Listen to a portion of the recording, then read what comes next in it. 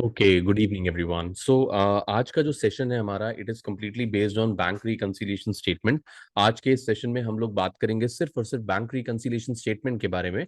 और बीआरएस का जो बेसिक फंडामेंटल हम लोगों ने ऑलरेडी डिस्कस करा हुआ है हमारी क्लास में, वो क्या था कि हमारे पास हमारा कैश बुक का बैलेंस होगा और हमें पासबुक के बैलेंस को देखकर अपनी कैश बुक के बैलेंस को एडजस्ट करना पड़ेगा।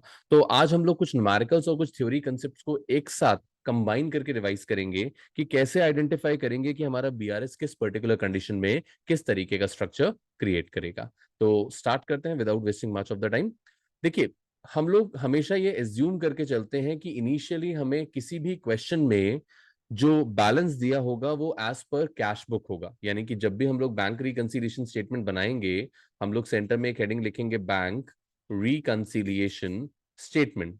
तो हमारा ये जो बैंक रिकंसिलिएशन स्टेटमेंट होगा, इस टॉप हेडिंग के नीचे एक डेट आएगी, एज ऑन।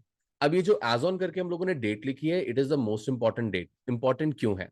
क्योंकि अगर मैं यहाँ पे डेट लिख रहा हूं 27 जुलाई 2023, अगर मैंने यहाँ पे डेट मेंशन कर दी 27 जुलाई 2023, इसका क्लियर इंडिकेशन क्या है कि 27 जुलाई 2023 तक के जितने भी ट्रांजेक्शन होंगे वो तो इस बीआरएस में आएंगे।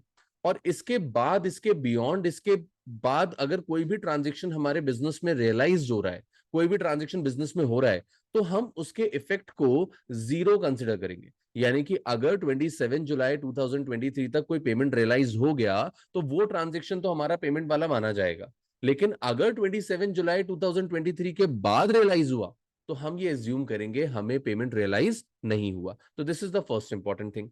सेकेंड थिंग इज कि हमारा जो स्ट्रक्चरल फॉर्मेट आता है उसमें सबसे पहला कॉलम हम बनाते हैं फॉर सीरियल नंबर, दूसरा कॉलम हम लोग बनाते हैं फॉर पर्टिकुलर्स, और तीसरा कॉलम हम लोग बनाते हैं फॉर अमाउंट। अब अलग अलग स्कूल्स में, as I told you earlier, amount के अलग अलग कॉलम्स बनाए जाते हैं। कुछ स्कूल्स प्लस और माइनस के कॉलम्स बनाते हैं, कुछ स्कूल्स डेबिट और क्रेडिट के कॉलम्स बनाते हैं, कुछ स्कूल्स कैश बुक और पासबुक के कॉलम बनाते हैं, और कुछ स्कूल्स एक कंबाइन कॉलम भी बनाते हैं। तो ये ना कंप्लीटली आपका इंडिविजुअल चॉइस रहेगा कि आप अपने कैश बुक में जो फॉर्मेट बनाना चाहते हो, उसमें प्लस माइनस रखना चाहते हो, उसमें डेबिट क्रेडिट रखना चाहते हो, उसमें आप पासबुक कैश बुक रखना चाहते हो। ये पूरी तरह से आपका अपना इंडिविजुअल ओपिनियन होगा। मेरा ये परसेप्शन है कि आप सिंगल अमाउंट के कॉलम से सीखो और बाद में उसको दो पार्ट्स में डिवाइड कर दो। ठीक है। Now, according to the normal condition, एक नॉर्मल कंडीशन जो हमेशा किसी भी बीआरएस के क्वेश्चन में दी होती है, that is balance as per cash book. यानी कि हमें ओपनिंग बैलेंस दिया जाता है। सी, ओपनिंग बैलेंस का मतलब क्या है? देखो, अगर आपके बिजनेस में दो बुक्स हैं, एक कैश बुक है और दूसरा पासबुक है, एक सही बुक है और दूसरा गलत बुक है, तो आपको दोनों में से किसी एक बुक को ट्रस्ट करना पड़ेगा। आपको ये एज्यूम करना पड़ेगा कि एक बुक का बैलेंस हमारे अकॉर्डिंग करेक्ट है और दूसरी बुक का बैलेंस हमें फर्स्ट वाली बुक के अकॉर्डिंग इक्वेट करना है। तो इसी सिचुएशन में हम लोग ये अजम्पशन लेते हैं कि हमारी जो बैंक के द्वारा दी गई पासबुक है, जो पासबुक हमारी बैंक हमको देती है, ये पासबुक 100% करेक्ट है, इसमें मिस्टेक नहीं है। और इस पासबुक के बेसिस पे हम अपनी कैश बुक में रेक्टिफिकेशन करते हैं, हम अपनी कैश बुक में एडजस्टमेंट्स करते हैं। तो balance as per cash book मतलब हमारी कैश बुक का बैंक बैलेंस जो हमको हमेशा क्वेश्चन में प्रोवाइडेड होगा। बिना इसके क्वेश्चन हमारा इनिशियली शुरू नहीं हो सकता। Now this balance is provided, और इसके बाद हमारे स्टार्ट होते हैं ट्रांजेक्शंस। तो सबसे पहले बात करते हैं ट्रांजेक्शन नंबर 1 की, जो होता है check issued but not presented. अब जैसा कि मैं आपको परसों भी बता चुका हूं कि जब भी हम लोग बीआरएस स्टार्ट करेंगे तो ऐसी सिचुएशन में हम ये एज्यूम करेंगे कि जो भी ट्रांजैक्शन हुआ है वो बैंक की पासबुक और हमारी कैश बुक दोनों में से किसी एक जगह पर रिकॉर्ड हो गया और दूसरी जगह रिकॉर्ड नहीं हुआ। तो इसका ट्रांसलेशन देखते हैं। इसका ट्रांसलेशन क्या बनता है? इसका ट्रांसलेशन है चेक इशूड। आपने किसी को चेक दिया बट नॉट प्रेजेंटेड, लेकिन वो इंसान अभी तक पेमेंट लेने के लिए बैंक में नहीं आया है। अब इसका इंटरप्रिटेशन देखने की कोशिश करते हैं। सपोज करते हैं हमने हमारे बिजनेस में एक पर्सन था मिस्टर के, इसको 3000 रुपीज का चेक दे दिया। अब हमें लगा मिस्टर के को पैसों की जरूरत है, वो बैंक जाएंगे और अपना पैसा विड्रॉ कर लेंगे। अब मिस्टर के till 30th of the month, जिस भी मंथ की हम लोग बात कर रहे हैं, till 30th of the month bank में नहीं गए, यानी कि उन्होंने बैंक से पैसा नहीं निकाला, तो हमारे अकॉर्डिंग मिस्टर के पास 3,000 रुपए हैं। हमारा बैंक कह रहा है नो, ऐसा नहीं है। हमारा बैंक कह रहा है मिस्टर के पैसे लेने नहीं आए, यानी कि वो 3,000 रुपीज अभी भी हमारे बैंक के पास अवेलेबल हैं। तो इस मींस कि हमारे अकॉर्डिंग पैसे जा चुके हैं, बैंक के अकॉर्डिंग पैसे पड़े हुए हैं।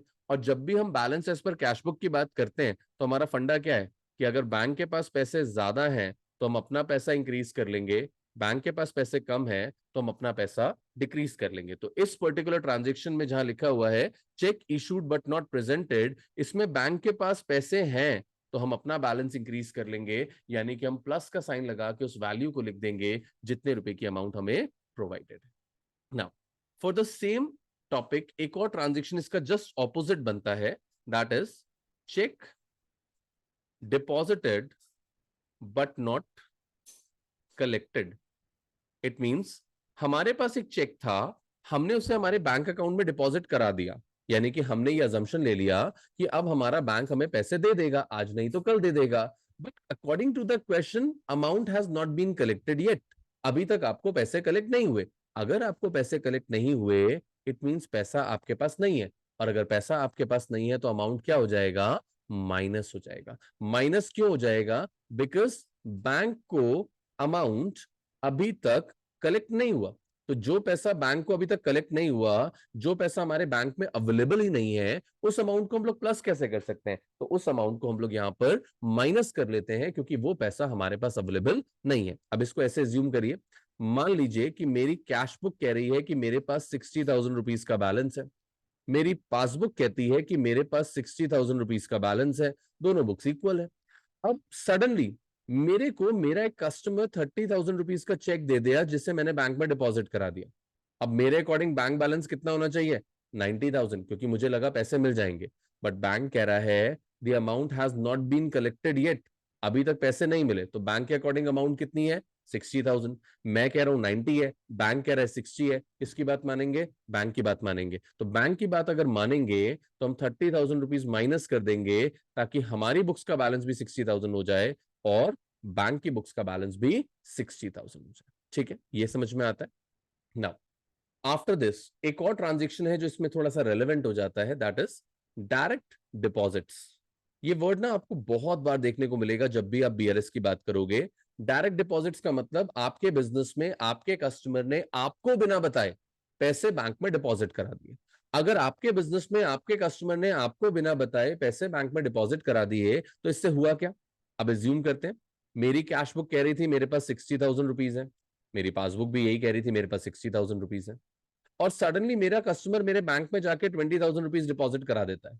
तो इट मींस कि मेरा बैंक बैलेंस कितना हो गया, 80,000 रुपीज का, और मेरा कैश बुक कितना बैलेंस कह रही है, 60,000 रुपीज का। तो बात किसकी मानेंगे, बैंक की बात मानेंगे। तो अगर मुझे दोनों बुक्स को इक्वल करना है तो क्या करना पड़ेगा, अपनी बुक्स में भी 20,000 रुपीज प्लस करने पड़ेंगे, तब जाकर दोनों बुक्स का बैलेंस एक दूसरे के इक्वल आ जाएगा। ठीक है, तो सिंपल बेसिस पे अगर हम बात करें तो बैंक में पैसा बढ़ेगा तो हमें प्लस करना है, बैंक से पैसा कम हो जाएगा तो हमें माइनस करना है, बैंक को पैसे कलेक्ट नहीं होंगे तो हमें माइनस करने हैं। हमारा कोई बंदा चेक लेकर बैंक में अगर नहीं गया है इट मींस वो पैसा बैंक में पड़ा हुआ है तो वो प्लस कर देंगे। और इसके अलावा जो सबसे इंपॉर्टेंट ट्रांजेक्शन हम लोगों ने पहले भी डिस्कस करा हुआ है, दैट इज स्टैंडिंग इंस्ट्रक्शंस। हम लोग इसके बारे में 2 बार बात कर चुके थे। स्टैंडिंग इंस्ट्रक्शंस, स्टैंडिंग इंस्ट्रक्शंस के बारे में हम लोगों ने क्या डिस्कस करा था कि स्टैंडिंग इंस्ट्रक्शंस का मतलब होता है ऐसे इंस्ट्रक्शंस जो आपने अपने बैंक को दे तो दिए और आपने कहा कि मेरे बिहाफ पर तुम ये काम कर देना, और जब तक आप वो इंस्ट्रक्शंस रिवोक नहीं करते, रिवोक मतलब वापस नहीं ले लेते, तब तक बैंक वो काम करता रहेगा। कैसे, सपोज दैट आपका कैश बुक का बैलेंस है 60,000, पासबुक का बैलेंस है 60,000।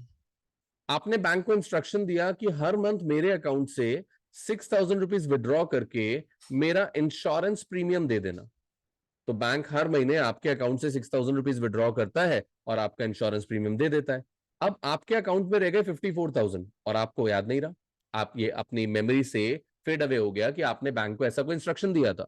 तो बैंक कह रहा है हमारे पास कितने रुपए हैं, 54,000। आप कह रहे हो हमारे पास कितने रुपए, 60,000, किसकी बात माननी है, बैंक की बात माननी है, तो ऐसी सिचुएशन में 6,000 रुपीज क्या हो जाएंगे, माइनस। यानी कि स्टैंडिंग इंस्ट्रक्शंस के अकॉर्डिंग जितनी भी अमाउंट बैंक हमारे बिहाफ पर पे करता है, वो सारी की सारी अमाउंट आप हमेशा सब्ट्रैक्ट कर लोगे, क्योंकि इसका मतलब यह है कि हमारे बैंक से पैसे जा चुके हैं और हमको अभी तक वो पैसे नहीं मिले हैं। तो this is the basic introduction जब हम इसी भी क्वेश्चन को बीआरएस में सॉल्व करते हैं, और जो फाइनल आंसर आता है उस फाइनल आंसर को कहा जाता है balance as per passbook. Balance as per passbook मतलब हमने हमारी कैश बुक को इस तरह से एडजस्ट करा है कि उसका बैलेंस पासबुक के इक्वल आ गया है। ठीक है, तो I believe that these transactions must be clear to you. एक बार आप इस पे ग्लांस ले लीजिए and then will discuss further.